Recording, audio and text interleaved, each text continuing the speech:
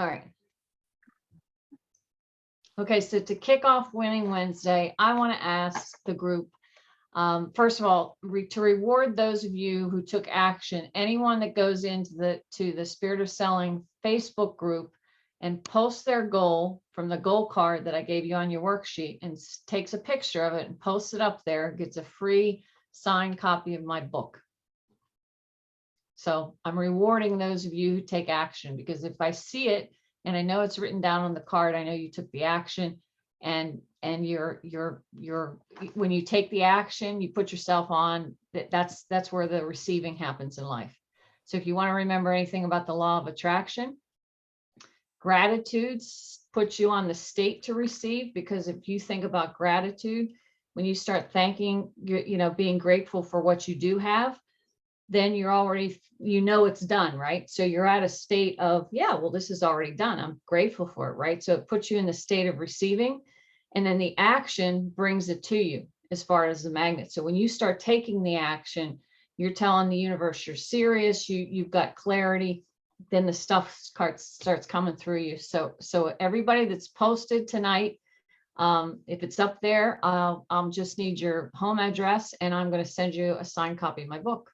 Okay, because my book is all about the laws of the game of what we're going to be talking about today, which is your subconscious mind, and how we're going to develop a winner's image in your subconscious mind. So I'll put the message out to the group. What do you think holds everybody back? In a world where anything's possible, why are so many people stuck?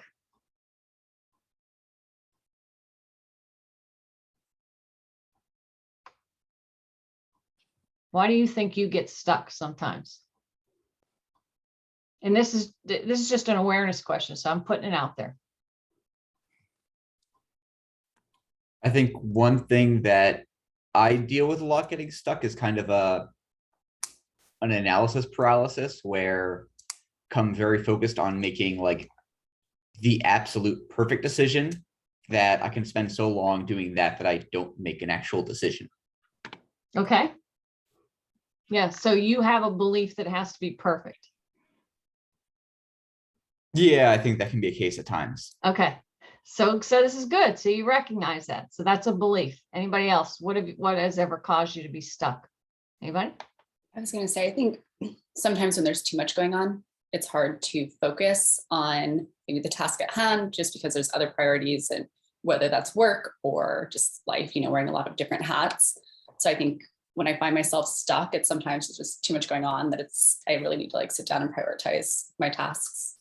Okay, good. So that's good observation. So that's a thing that can happen when you leave your subconscious mind wide open and you accept everything that's going around, and you don't decide what you're going to think about and focus to the exclusivity of everything else.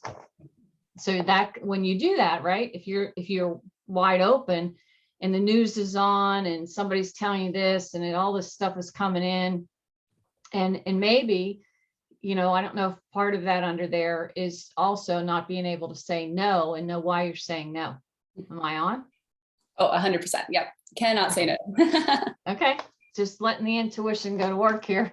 All right. Anybody else? McKenna? What gets me stuck is pretty similar to Kate, where it's just too many things. When I start tackling too many things, I'll get stuck looking at the daunting task, when if I just started breaking them down, figuring out what's important, but that's where the stuck comes. Okay, great. So I'm going to give you some work to do, so how you can know how to say yes and how to say no and why you're saying it. How would that be helpful? Okay. Yes, definitely. All right. So, and Dawson, Maureen, any comments from you about that? Why you get stuck? I would Anybody agree. I would agree as well. Like when there's just too much going on at once, it's hard, most definitely, to focus, for sure. Okay. Yeah, I'll just add that also procrastination and fear can be part of that process as well. Where you're just scared to commit. And the other thing about procrastination is putting it off and saying, I'll do it, but you never get to do it. So lack of commitment. Yeah. Yeah. So going to do, you got to watch those words, because going to is a non-action word. You know, as a sales manager, when people would say, I'm going to, wait a minute, what did you do? What are you doing? You know what I mean? Not going to do is kind of like when it's amazing how some of those words are not active, so we'll talk about procrastination and decision today too. Okay, so the reason, what I want to focus in on is, I did this on the whiteboard, so hopefully I can share this. All right. Okay, so I want to go back to this. And how do you? Okay, so we talked about this picture of the subconscious mind and the conscious mind. And so I'm not the best drawer, but I want to, you basically have a mind that has two parts. And so what distinguishes us from the rest of the animals on the planet is we have this thing called a conscious mind, or we have the power of choice. And so we can orchestrate and decide to either accept, you might want to write this down, the conscious mind, you have the power to accept an idea, reject an idea, or originate a brand new idea with your conscious mind.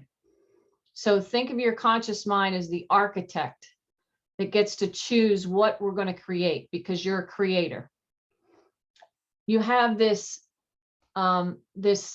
mechanism of your subconscious mind.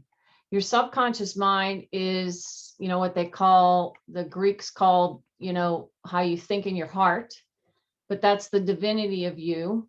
That's what connects you to everybody on the planet. And this subconscious mind you have can either be a failure mechanism or a success mechanism. So the reason why you want to, I wrote this book and why it's so important to understand universal law is this mechanism of your subconscious mind is driving, 96% of all your behavior. And it's your greatest asset that can be used to bring you everything you want in your life if you understand how to use it. So the subconscious mind is, unlike the conscious mind, only can accept. So the subconscious mind must accept whatever you give it that you're emotionally involved with. So it speaks by the law of vibration and by emotion. So the things that you get emotionally involved with come down in, get across that line and go down into that subconscious mind and start getting impressed. And everything that becomes habit in your life, whether it's habitual thinking, habitual beliefs, desires, your, just routine habits, your sales presentation, anything that's on automatic, putting on your clothes in the morning, whether you put the right leg in before the left leg, how you get in the car, how you drive to work. Sometimes how you drive your car and you don't even know how you got there and you realize you're in the parking lot. These things that are on automatic, to your divinity was designed to have automatic good in your life. But the question is, how are you programming that subconscious mind? And you might even want to think of your subconscious mind as the kind of like an iPhone. It's got programming in it, right? And if you don't get that updated, or you don't consciously update that as you grow, and you're on an iPhone 1 and everybody else is on an iPhone 13, you're not going to have as much capability if you don't get that programming updated. The other thing that lives in that subconscious mind is your self-image, which is what we're going to talk about today, because we want to have a winner's image, and we want to have an image of how we self-identify ourselves that's going to match our new desires. So when you're constructing on your goal card, your what do you really want in your life, it's up here in your conscious mind. What we want to do is get you to become that person and get it impressed down on your subconscious mind. But what's here now in your subconscious mind is the way your identity up to this point. So for you, Brian, your identity as being a person that's a service person has to change now to become this sales professional that serves people powerfully, and grows business for his corporation and whatever, right? So that's different than a service identity, right? Two different things. And when we first get into a new role, or McKenna, you said you're transferring into a new role, we sometimes suffer from what they call imposter syndrome. Can anybody relate? Like when you're first doing, Katie, maybe even the first time you started sales, it was like, ooh, I don't know what this is, or you know what I mean? You don't know how to act, or you start talking to people and you have this thing inside you that says, well, I feel uncomfortable. Well, you feel uncomfortable because you haven't yet impressed the image of that new you into your subconscious mind. But everything that's in this subconscious mind is running your life. So when I talk to salespeople and I say, if they're stuck, it's usually one of four problems. Number one, they have no desire, which means they don't have a goal and they don't know where they're going. Maybe they kind of leveled off and they've kind of hit that plateau and they haven't figured out the next thing they want, or they haven't allowed their imagination to go. They're settling and they have no desire because they have nothing down here in the subconscious mind driving action to bust them through the glass ceilings. That's number one. Number two is they've got some sort of a belief down here, some sort of a belief, assumption, whatever, that blocks them. It could be in a constricting market now with, inflation going up. There's no way I'm going to be able to do 20% of my sales, over plan. I mean, who knows what it is, but they got something in there that's got them stuck. And if they believe that, and that doesn't get replaced with a new belief and get an updated belief, or they continue to allow that belief to run their life, then they're going to stay stuck. So beliefs, paradigms, Bob Proctor calls them paradigms, are nothing more than a multitude of beliefs and habits that have become automatic, that are basically unconscious. You're just doing them unconsciously, just like you're not thinking about, how you get in the car and which when you put on a jacket, do you use the right hand or the left hand? All that stuff that's automatic. It's just totally unconscious. You're not thinking about it actively. You're not using mental power to think about that on a daily basis. So it could be a belief problem. It could be, the third thing is their self-image. So a lot of times you get people in new sales roles and they haven't updated the self-image, which is what we're going to talk about today. And because they haven't updated the self-image, they're stuck based upon what they've been doing in the past. So Dawson, you're doing training and now you're going out to do sales, what your sales. Yeah, it's a whole new ball new, game. Yeah. right? So it's uncomfortable. So just Exactly. recognize the reason it's uncomfortable, it's all happening down in the subconscious mind. And when I wrote the book on Spirit of Selling, the reason I wrote it is if people understand what those universal laws are, that this success mechanism, or it could be your failure mechanism because you don't know how, you're just ignorant of what's going on. It's trying to make good automatic in your life. So you have a choice. You can either be vigilant and self-disciplined about what you're going to put in there through repetition and emotional impacts to reprogram that, or it's going to kind of run your life. And the problem is most people leave their subconscious mind wide open. And Katie and McKenna, when you said, all this stuff comes in, you're just accepting it all, like you have to deal with it all. And I'm going to tell you the truth. You don't have to deal with it all. That's what the masses do. And that's why people are all over the place, or they might have fear of missing out. So they're over here and then they're over there and so what happens is they're not holding that goal fix. They're not staying focused on what they want and how they can get it. And they're saying yes to somebody else's dream, and they're becoming, the side character in somebody else's dream, and they're not the star in their own show. Who can relate to that? Anybody? So today is about how you're going to take your power back. But I think what I want you to get clear on is this subconscious mind, you know, the 4 things for salespeople getting stuck: no desire, a belief or a habit that they have that they're allowing to run their life, and they haven't made a decision that they're going to let go of, their self-image or their sales presentation that's gone on autopilot that they haven't maybe perfected.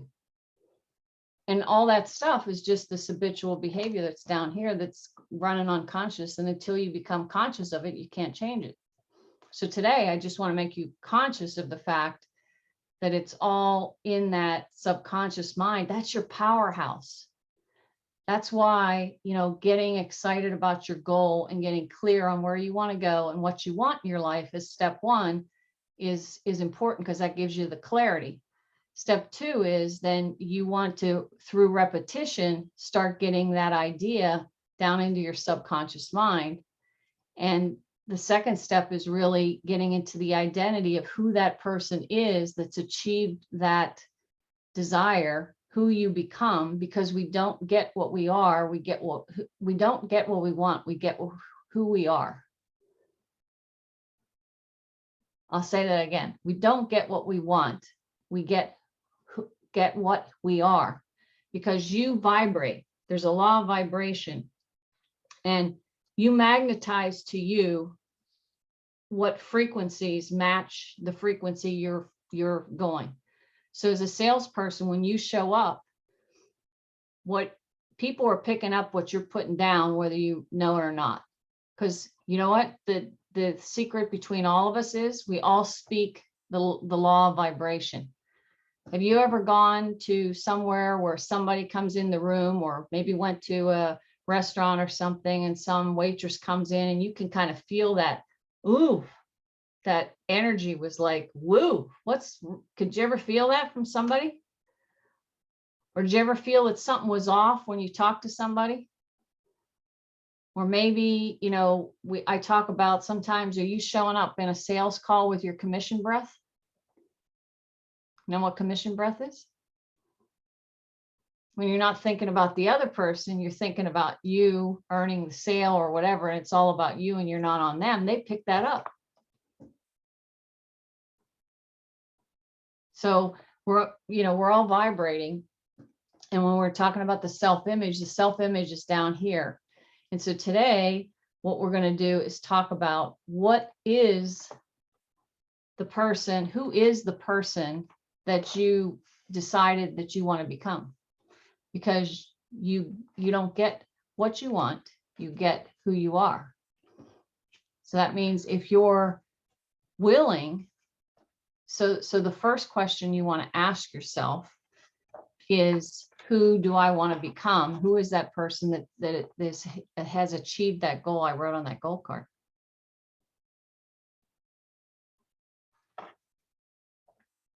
So big dreams are really coming down to recurring daily habits that you're going to, you're going to start reprogramming your subconscious mind. Think of your subconscious mind like when you were a little kid.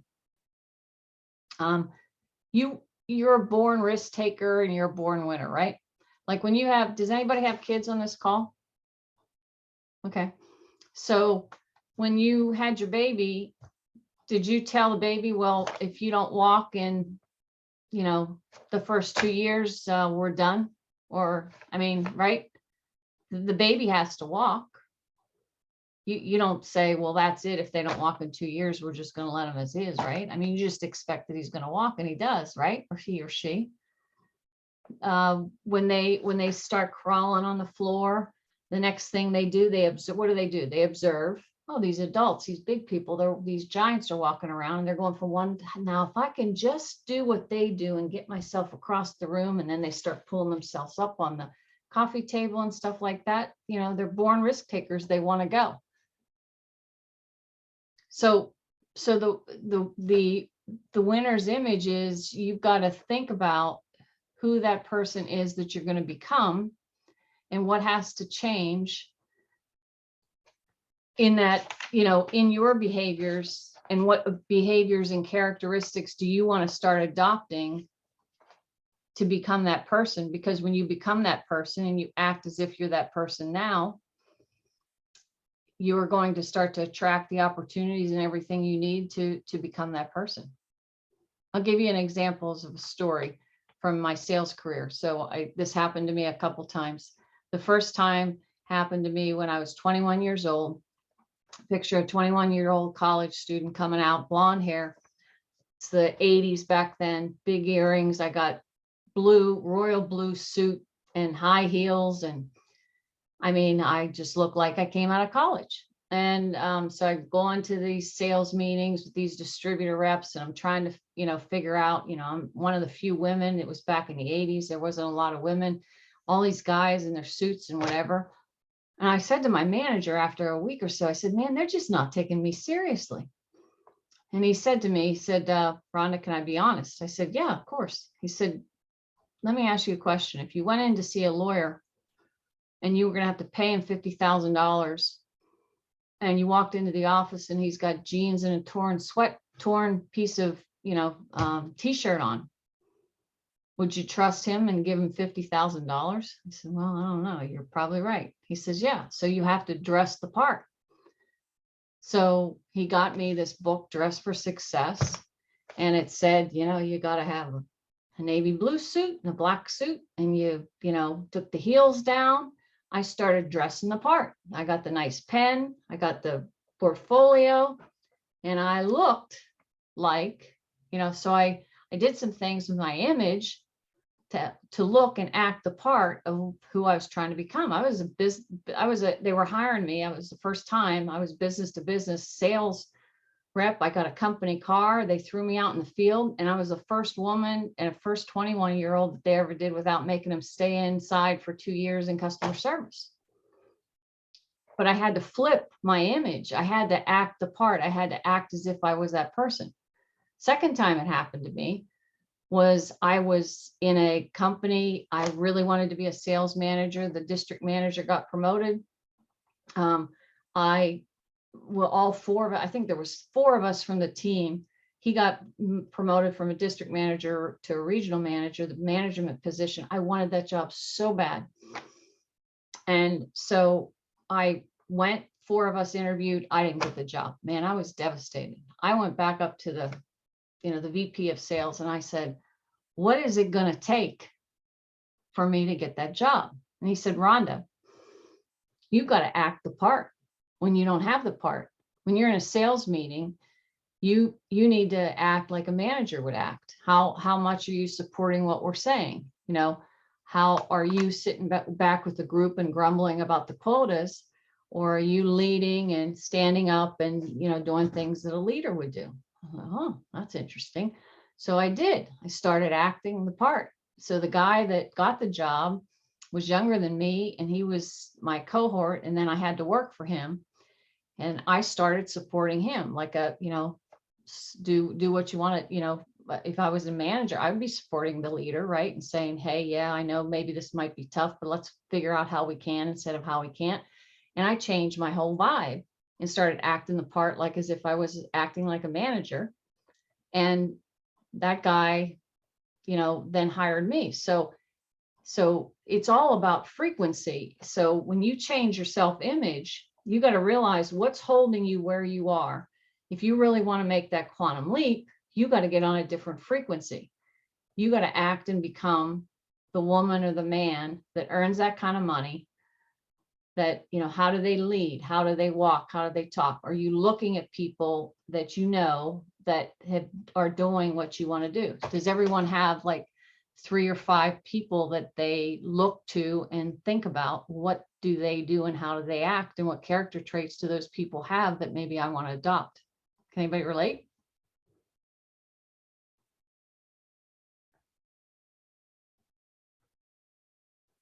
Anybody have any of those stories where they changed their self-image before? Or not yet?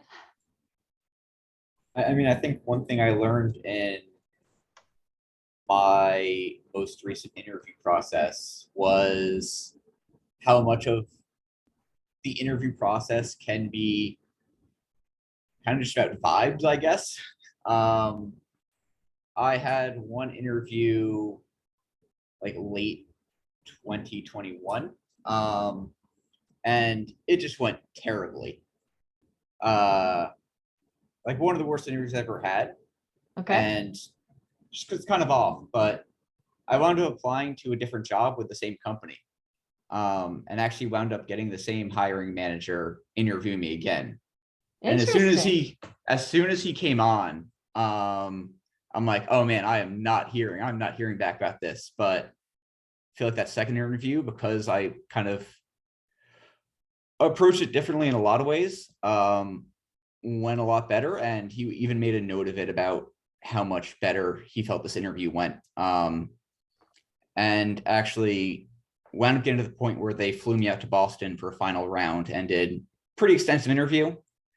Narrowly missed out on that position, came in two. Although they did offer me a position in Seattle, but didn't want to move out there. But I think that was just an experience that showed me how much, kind of how you present yourself and the attitude you're approaching. That was an interview, but I feel like it's probably very similar in sales as well. Can change the outcome there. Excellent. Great. Thanks for sharing, Brian. Anybody else? Yeah, I just want to give a story about an experience. Okay, I worked in hospitality, and I was head of sales and marketing.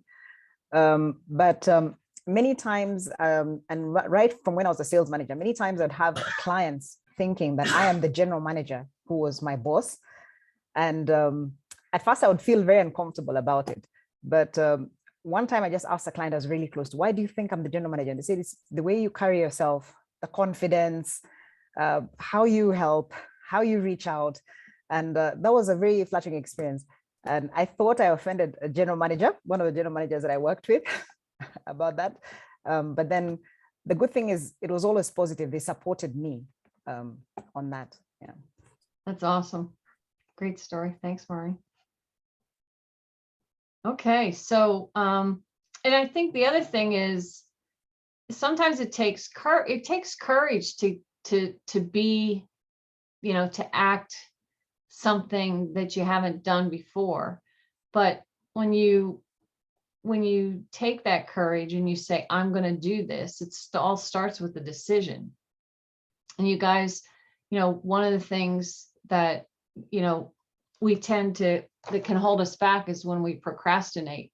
Has anybody ever had so Maureen, you talked about procrastination, but do you realize the connection with procrastination to confidence?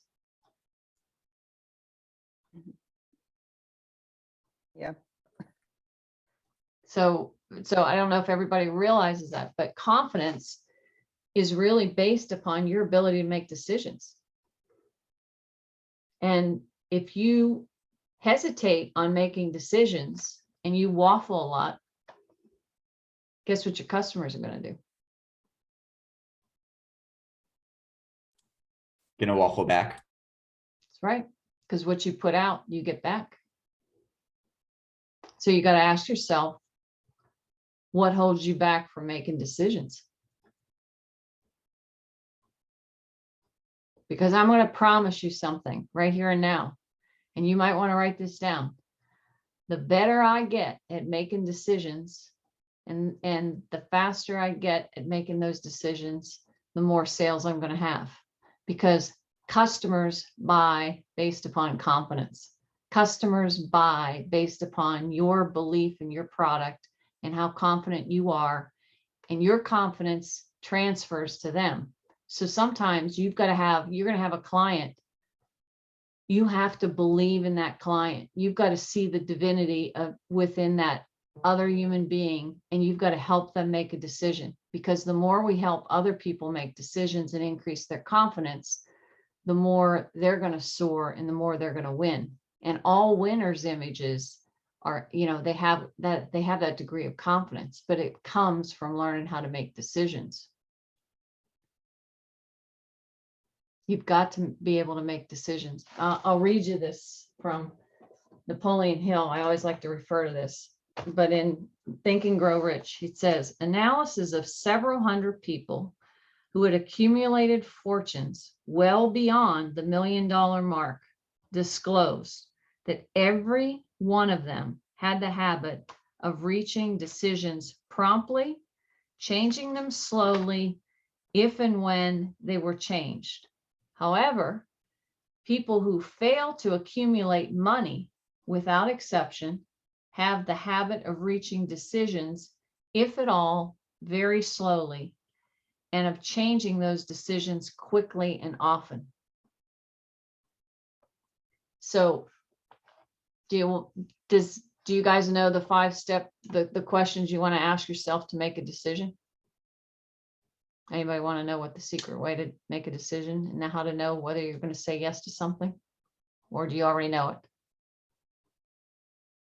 Anybody want to know? Raise your hand if you want to know. I'd like to know. Okay. All right. So the first question you want to ask yourself is, do I really want this? Do I want to be, do, or have this? Question number 1.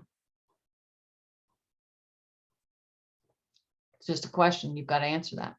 Do I really want to be, do, or have this? Number 2 is, will being, doing, or having this violate any universal law? So when I talk about violating it, force, is it coercion? Is it going to be for the good of all concerned?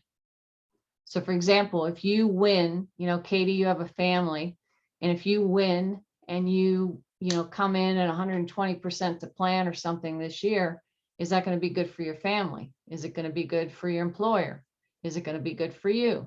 Is it good? I'm just saying, that's what I want you to ask yourself. Is it going to be good for the benefit of all concerned? Because sometimes we've got to make decisions based upon what's good for our family and what's good for our values and all that kind of stuff. So you have to ask yourself, first question is, do I really want to be, do, or have this? You get a yes. Is this, in alignment with universal law? So you're not trying to get something for nothing. There's no cheat, all that kind of stuff, right? So if it's clean on that and you got a yes there, that's 2 yeses, you're on your way. Number 3, is it good? Is it for the benefit of all concerned? Will it be good, a good thing? Will it be good for my clients? Will it be good, whatever? You get a yes. And then you make the, it is there, the other question is, if it meets all 3 of those and it's not going to harm anyone, you go for it.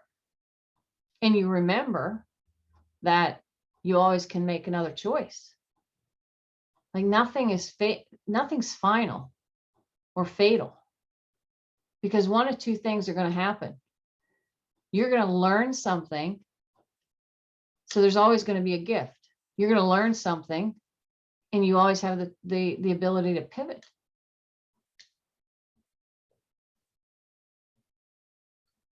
And then as far as the yes, no, am I going to say yes to this when somebody asks me a question, or do I know why I'm going to say no? You've got to ask yourself, is, if I do this act, because your time and, time and money, right? But time is your most precious asset. So if I do this act, is it going to bring me towards my goal? And if the answer is no, and it's just doing something for somebody else, I want you to remember this. When you start doing stuff for other people that they could be doing on their own, you're robbing them of their own self-reliance and their self-confidence. So you got to ask yourself, does this action that I'm being asked really belong to me or no? And if it doesn't, you can say no is a word. I mean, you can just say, no, I can't do that. I'm sorry, but no, I'm not available to do that. And it takes courage the first couple of times, because you know why? We sometimes, could it be that you suffer from approval addiction.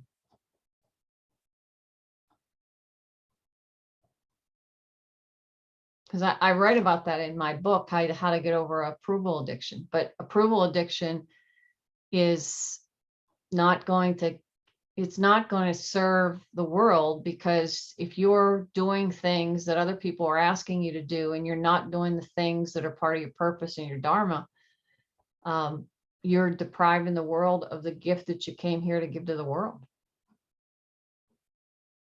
We've got to learn how to say yes and how to say no, and that you have that choice to say yes or to say no. You have that choice to accept an idea or evaluate an idea and decide consciously whether you're going to accept it or reject it. You don't have to accept everything that's going on. I'm telling you guys right now, if you're in the United States, we're going through a contracting economy. There's just as much money that's going to be there, but it's going to be moving in different places. And you're going to need to know, to be confident, to navigate through this economy as it goes, and be self-confident in yourself and your ability to make decisions and make sure that you're getting your ROI and your customers are getting their ROI, and be confident in what you're selling, and be confident so that they can make decisions to do business with you that are going to be good for their business, right? So learning how to make those decisions and getting your confidence up is going to be key. So I'm going to get you an article today at the end of this on building self-confidence, the tips for that. So you'll have that as a reference. But let's get to work with the winner's image. So I'm going to give you a workbook today, and it's for you to work on your self-image and really think about that person. So McKenna, do you want to share, or does anybody want to be vulnerable with what their goal is, or share what their goal, what you wrote out for your goal? Just as an example for this year, the next 12 months, what you want. If you did the goal work. Brian, did you write yours out? I'm still feel like trying to refine mine into one single what's most important. I feel Okay, like coming into this year, a lot of my goals were around, getting situated into a job, and I feel like I have achieved those. Okay. But what I'm doing to build off that, although I am doing things, exactly what my highest goal there, I'm not sure yet. okay. Maureen, is your goal finished? Yeah, I'll just share it. My goal, I'm happy, and I'm so happy and grateful now that I am earning $25,000 and more every month, and I love it. Okay. I Great. am happy, healthy, wealthy, and it is done. There you go. So that's good. Okay. So how does the woman who earns $25,000 a month walk, act, and lead? With grace, elegance, and confidence. Love She's it. bold. And bold. Okay. Great. Good. And so here's some questions that you're gonna do for tonight, just to get you going. So how does she dress? Okay. What is that person studying? Who are they associating with? So for everyone on the group here today, I want you to start thinking about 6 people. Tonight you're going to think of 6 people who you really admire and what their qualities. They don't have to be people you know personally, but maybe there's somebody that's it could be Gandhi, or it could be Oprah, or it could be Elon Musk, or it could be, anybody. It could be Sarah Blakesley. She's one of mine, like the woman that founded Spanx, right? I mean, I just love her energy. And I mean, so I just look at, like, you go online. I want you to, like, go online, like, go look at what they do. Like, where are they hanging out? What are they doing? How do they dress? How do I want to dress? Because the beauty of this whole self-image thing is, you are the only unique, like McKenna Whale, there will never be another McKenna Whale. You get to define your self-identity, who she is, how she walks, what she looks, you know. Katie Smith in Arizona, there's never going to be another Katie Smith that's going to walk the planet and do you. But you can, what I want you to recognize is a lot of our self-images that we have, we may have old baggage or old things that people, the granny told us this, that we're always a whatever. I don't know, whatever it is. You got to look at it and you got to say, what, you know, who do I want to be? And because for the first time in your life, you might consciously actually be deciding who you want to become as an adult. Because a lot of times when we're kids and we're growing up, you know, parents are telling us this is the way you got to do, go be a doctor, go be a this, go whatever it is, right? You have the power to, starting today, to decide who you want to become. So McKenna, in your new role, how, you know, what's different in this new role? And when you're successful in this new role, you know, what are some things that you want to take on so that you show up in life as that successful woman in this new position? So it's like in the Bible, they talk about, like, you can't put new wine in an old wineskin, right? So what we're going to do in the exercise is we're going to get rid of the old skin, and you're going to develop and just by design your new skin, and then walk into that person. So it starts with a fantasy. So who would I love to become and be like? And then there's going to be two questions you're going to ask yourself. The first is it possible? Well, if it's possible for somebody else, if it was possible for Elon Musk, it's possible for you too, because you've got the same subconscious mind that he does, right? The only difference is what kind of beliefs and ideas is he accepting that maybe you're rejecting, or what ideas is he rejecting that you're accepting? And I want you to ask yourself, why are you letting that belief run your life? It's not running your life because it has control over you. You're letting it. So is there any beliefs about yourself and your identity that are just not true?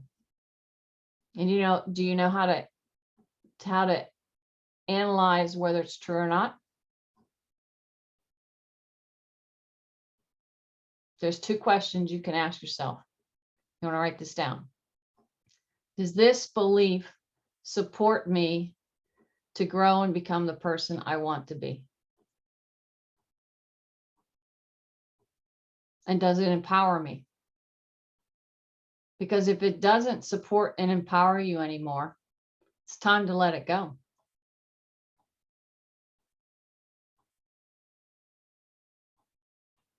Because you're a divine being. You're God's greatest creation. We all are. We're not put on the planet not to grow and expand and become the people that we want to become. If it doesn't empower you and it doesn't support you for where you're going,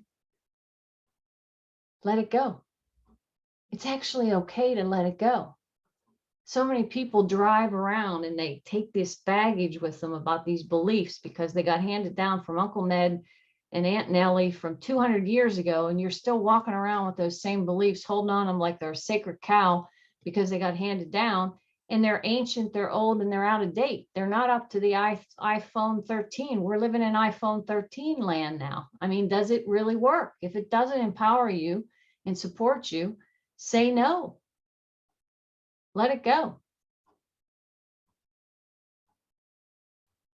So you guys are going to get a cool workbook. It's going to take some time to do the work, but if you do it, it's basically going to ask you to think about what the winner's image, who do you want to become? And then you're going to say, okay, for things like personal appearance, do I need to make any change? My personal life, do I need to make any changes? And when do I want to do that? Socially, am I talking to the right people? Am I hanging out with people that are doing what I want to do? You know, did I upgrade my audience, like your friends, your co-workers? Like, if you're in a new in sales, Brian, I always told, because I told my son when he started into sales, I said, Lance, the first thing you do, find out who's been the number one guy in the whole company and go suck his brain. Go buy him lunch, sit down, have a cup of coffee, have a virtual coffee, whatever it is, and find out what the heck they did, how they got to be so successful. Because if you're just hanging around with some, people that are the same where you are, it's kind of nice because you're all in the same energy because you can all relate to each other. But if you don't up your game with some sort of a mentor or somebody that you can work with that's going to take you and push you to the next level, how are you going to get those expansive ideas that can come in? People that are always growing and expanding, they're actively working their network. They're trying to get information. So who are you going to surround yourself with? Because your environment really determines most of your results. So think about that. Think about, from a personal development, what do I need to do? Maybe for your health, any kind of changes you want to do, working habits, attitude. We're going to talk a little bit more about that tomorrow, but attitudes, shifts, your attitude is everything. Time management, how you spend your time, and think of it this way, just think of it as up level, and how can I up level my time, and how can I upgrade, the people I'm hanging out with. So have fun with the exercise. I'm going to send it to you when we get off the call, and I'll take any questions that anybody has about changing images or any kind of final questions about what we talked about today that I can help or clarify for anyone.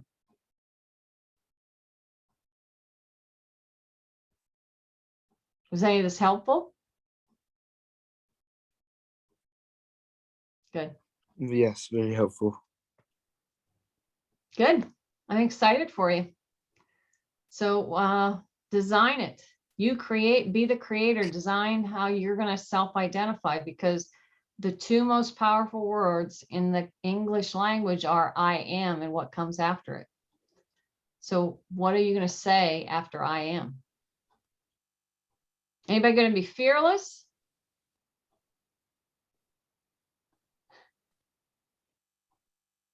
I'm gonna be a millionaire, Rhonda. There we I'm go. gonna be a That's what I millionaire. want. Okay, McKenna's into that one. Look at that smile, man. She likes that one. It's good. That's right. So you say, I am an inevitable millionaire all day long. That's what you say. All right. Is that a wrap, guys? Everybody good? All right. So again, let me remind you, anybody that posts their goal card, get clear on your goal card, post that up there before tomorrow's class. We'll get a free signed copy of my book, and I have more things to talk about tomorrow, more things that can help you that we'll talk about tomorrow for special offers for your time this week. So I'm going to make sure you're going to get rewarded, and I'm going to reward the action takers. Okay. Thank you. All right. Have a good day, guys. Thank All right, you. you too. Same to you. Bye. Thank you. Bye. Bye, everyone. Mhm.